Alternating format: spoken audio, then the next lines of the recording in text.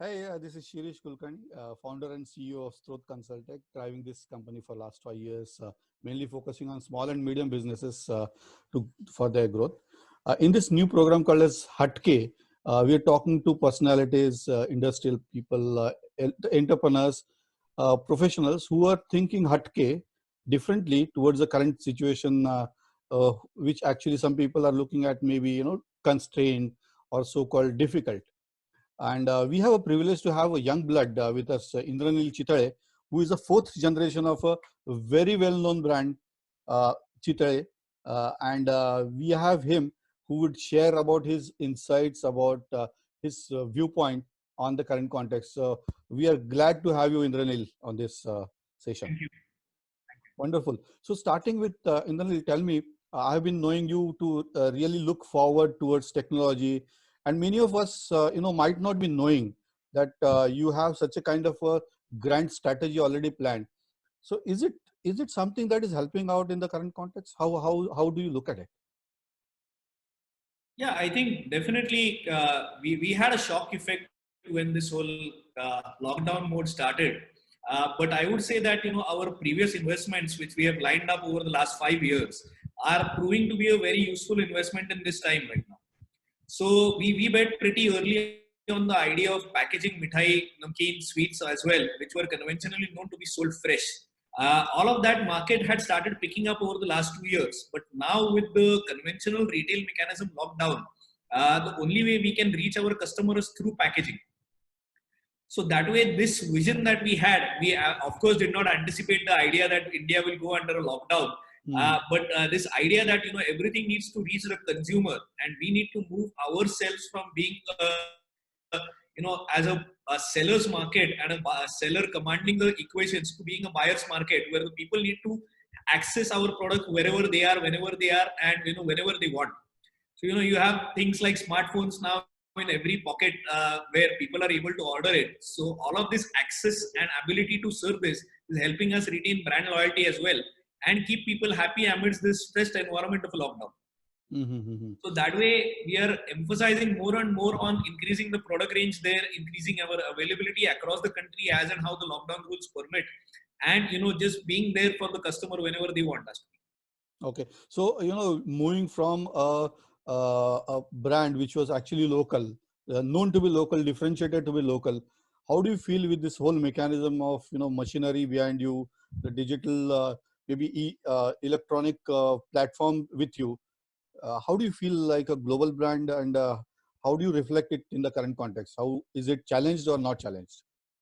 No, it is challenging, of course, because the situation is something that we cannot really have a very long term view about. So right now we are in a reactive mode where every day there are new challenges, new rules, new nomenclatures coming in, and we have to adapt to that.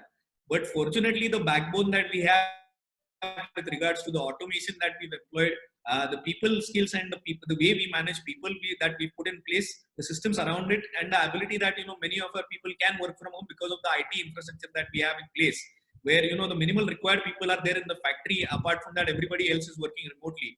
Is all culminating together to create a good picture for us. So we are settling into that zone, and the challenges will continue to exist. But I'm very sure that whatever we did in anticipation, it's all paying the returns right now. All right. And what is that, if at all, an entrepreneur is thinking, to invest on IT or invest looking forward the current situation and remote working, the concept of remote working, what would be your advice to them? Because people are definitely going to look up to you as one of the role models or a brand. The thing is, with remote working and the social distancing norms that are going to come into picture, the way social interaction is going to happen, which used to be very physical with a country like India, where people used to meet, talk, and gossip, create discussions, and then spread about the brand or the brand image or anything that they preferred, is all going to move into a digital context, because people are going to, like, just like how you and me are talking now on Zoom, more and more people are going to engage digitally with each other as well as with brands. So for any brand, how do you actually stay relevant with your customer directly with this whole digital idea is something that they need to ponder upon and probably try to spend a certain substantial income of their budget onto it as well. I think there is going to be a factor that, because of the work from home aspect, we are probably going to save up on the cost of infrastructure creation that is there, Right. and also the cost of rentals and the space and the real estate that we were spending upon to get so many people under the one roof. So, can this budget be reallocated into something other area where you are able to leverage the value of your customers' faith in your brand and build upon that, so that wherever the customer is, they are thinking about you when that particular thing is resonating in their mind. Is So, something that brands need to think about. wonderful. How do you think the systems, processes, standardization, these aspects are important from the business point of view? And would it something that is differentiating you to be able to capture the whole of the situation right now, to move forward, to be under control? Yeah, so the systems is definitely helping us. Systems and automations, I would say, have been two big backbones for us. The thing is, because of the systems and the automation in place, we are not heavily dependent upon the skill set of the manpower. Okay. So that way, there is a huge migration of labor that has happened across the country right now. So had we been dependent so heavily on the workforce or the labor or the personal human skill set that was there, we would have never been able to get back into production this soon. Because of the automation and the systems in place, we are able to ramp up our production to full speed in just about 3 or 4 days from a cold start of 6 weeks. Wow. So all of that is definitely helping us, because we don't have to waste time teaching people how to make something.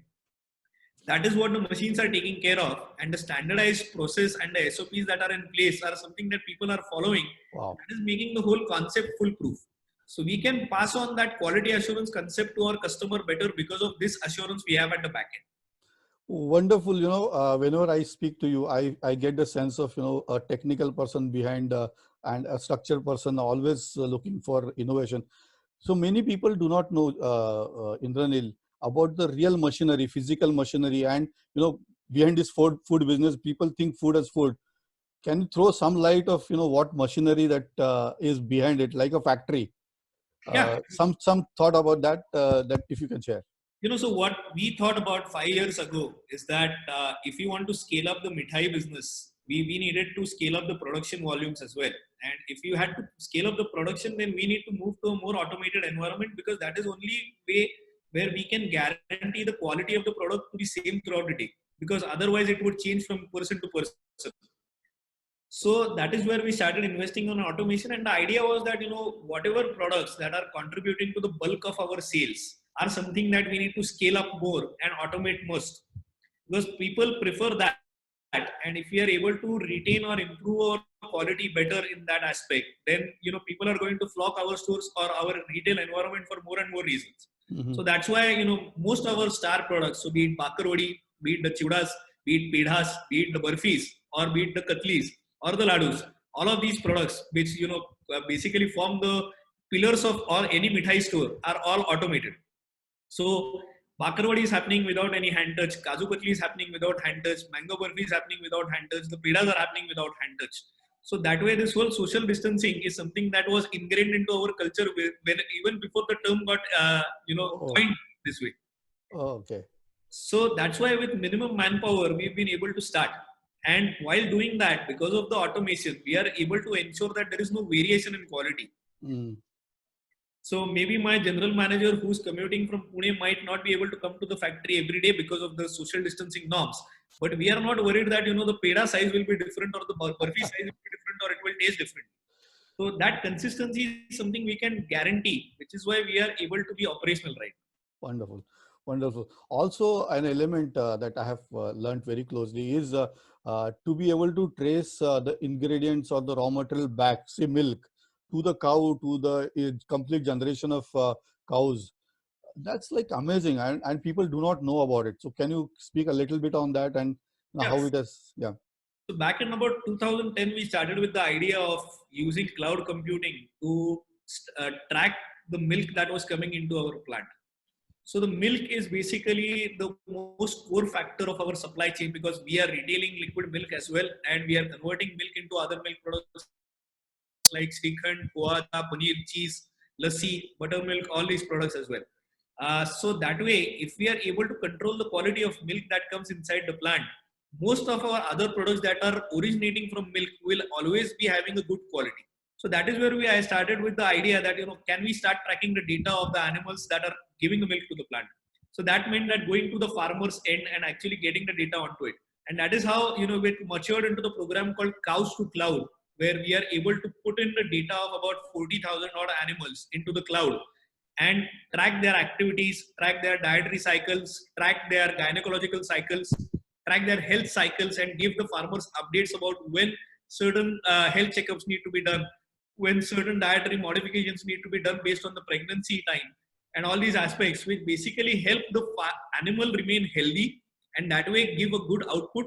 And that way, that ensures that the farmer is happy because the farmer is getting a good ROI because of it. Mm-hmm. So if the start of our supply chain is happy and they are getting the maximum value, our entire cascading effect of this happens on the entire supply chain that comes after this. So that is why we are focusing heavily on getting the data there. And now all of the data management has gone into our factories, our point of sale, and all the over a lakh retailers are selling our product across the country. And we are able to track each and every retailer with what products they are selling, what products frequency they are selling, what range they are buying from us, and what is the frequency of replenishment, which helps us streamline our production, which helps us streamline our marketing plans, Mm-hmm. on which products we can push more, which products probably we don't need to market at all, so they are having a good pull, and naturally lead that to a fresher production lots and fresh product in the market. So that way we are a farm to fork organization where the entire supply chain is now data driven. Wow, that's like remarkable. I also remember when I visited your setup for the milk processing, it was having retina detection, face detection algorithms at point in time. So where is this now? The whole ERP or the order management system? How is it equipped right now? Is it fully It's enabling? wonderfully well. And I think in this time where there is a mental block about biometrics and touch point being a point of contamination, the retina based detection is proving helpful because it's a contactless process as we see it today. And beyond that, we are able to track each and every person working in the factory very well. We know what they are up to, we know what they're doing, their productivity as well. And also manage the way the payment structures are happening. So people who are doing well are getting incentivized to do for doing well. Them doing well is also incentivizing other people to perform well because they see that there is a reward system that is associated with it. So that is helping keep the workers morale positive. They are eager to prove their points and work towards the betterment. And that is helping the organization grow because we are ultimately dependent on the people who work in the organization. Right. Wonderful. So when we were talking last time, we were talking about the model that you have about franchising and eventually the growth model. At the point in time, you were having a pulse of where things are, what products are selling. How does it work? How does it work? So what we do is that we are able to track the movement of every product in every store that is happening. So be it our franchisees or direct retail stores, be it our express stores, or be it any of our multi-brand retailers who sell our products. So be it supermarkets or kirana stores or local mom and pop stores. Mm-hmm. So the frequent what is sought after by the customer. Along with this, we are able to determine what we are probably not moving or what we can work on to improve the display systems in our stores, or probably give an offer for a parity of one product which is fast moving with one product which is slow moving, and create a brand value and a brand pull for that as well. So all of this data is helping us be more fine tuned, and that is helping us control our wastages. Because more importantly, the thing is we are a perishable food products brand. So food eventually, maybe 2 months, 2 days, or 2 years, it will eventually get spoiled if it is not sold. So we need to ensure that this spoilages are less because they hamper the mobility of every person in the supply chain. Be it our retailers, be it our distributors, be it us as a manufacturer, or be it our suppliers because they are not able to plan. So all of this control on the bottom line helps us maximize our profitability. And if you see, right now our rates are probably the most competitive in the market, and we are in most of the products cheaper than anybody in the competition while providing better quality. So all of this is something that we can achieve because we have better controls in process, and that is not impacting our bottom line. So that way we are preserving the profitability of the company while doing all of this. So technology is actually helping us. Wonderful. See, whenever I met you, I found you to be always enthusiastic, positive, and looking forward. Also, putting good amount of focus on the health and balance in life. So, what keeps you motivated, Indranil? A couple of aspects, I would say. One is, of course, the legacy that we've inherited. Uh, I'm a fourth generation partner, and globally, about 2% businesses go into the fourth generation. So I am glad to be part of that 2% club across the world. And I think that is the big motivation for me, that we have to not just preserve this but grow this for our next generations, because that becomes an exclusive club to be in. That's one aspect. Secondly, it's also the fact that we are able to leverage so much technology and so many futuristic aspects into a business that is at heart a very traditional one. When we define our statement or the way our products are consumed, it is something that is to be adding joy to people's life. So be it some celebration of office promotion, or a new birth of a child in the family, or a marriage, or somebody's birthday, they will be recalling us. So we are glad to be part of so many people's happiness and adding that small dimension of joy to their life. So that itself is a great motivation enough for me to keep working and keep enhancing how we can be available in multiple aspects of our customers' life. Wonderful, wonderful. So I think that's really nice. See, over whatever we have spoken, I did not find a touch of despair, disappointedness, under stress, or difficulty. Are these words not in your dictionary, Indranil? Well, they are there, but then there is an opportunity in every crisis. So we need to start looking ahead as well, because this new normal that everybody is talking about, it is true. It is not going away, and unless we decide to adopt, our relevance in the market will not be very well. This is true for every other brand as well, because the way conventional retail systems work is going to undergo a drastic change. So that way we have to look into the future and start taking more decisive steps for that. So yes, worry is there. There will be some tension as well, but we have to focus that and bring that into culmination for a very positive outlook. Wonderful. So maybe as we close, there are people who are mixed-minded, having some doubts, may not be so positive. Any message that you have for the other entrepreneurs to really feel motivated? Yeah, I can relate to the stress that other entrepreneurs are feeling, because we have been going through the same, and I have been interacting with a lot of other friends and suppliers who are also entrepreneurs in one way. So the stress is always going to be there, and what is very important is that first thing is that everybody needs to control their expenses in a manner where they are fruitful towards the organization and not something that add to your outflows. So if that expense can be controlled, and the focus is channelized on what exactly is the new normal going to be affecting you as an organization, things will start looking better. So this uncertainty is not going away, at least for half a year, I am pretty sure, because till the vaccine is found, there is no going out from this. So how do we adapt to this crisis is something that should be in the mind of every entrepreneur. While doing so, how can they leverage the whole financial system and the benefits that are going to come out very soon towards all the entrepreneurs, and utilize those to in a constructive manner is something that they should be thinking about. While doing so, they should also be thinking about the facts where, are there certain aspects that they were carrying forward for a very long time, which are not going to be relevant at all in the time to come, that they should get rid of. Because, this is going to be a time to be very lean in the way you want to operate. Not something that is about bulking up or being flatulent about it. So how do you actually be lean enough as an organization is something that should be the focus. If this focus is there and this outlook is positive, I am sure the doubts will be solved eventually, because time is the only solution. Wonderful. I think the message is loud and clear. Dealing with uncertainty with positivity, having systems and standardization in place, investing good amount in forward-looking IT or infrastructure, having process end-to-end monitor looked at, I think that's absolutely resonates to minds, Indranil. Correct. Thank you so much, Indranil, for coming on this session. I'm glad. Right, I was always thinking of you whenever this time came, and there was an opportunity where we could talk on this. So, Glad. so thank you for being on this session. I wish all the best to you and all the viewers that are going to see this. So Wonderful. And our best wishes for you to really make exponential progress moving forward. Thank you. Thank you. Thank you, Indranil. Bye.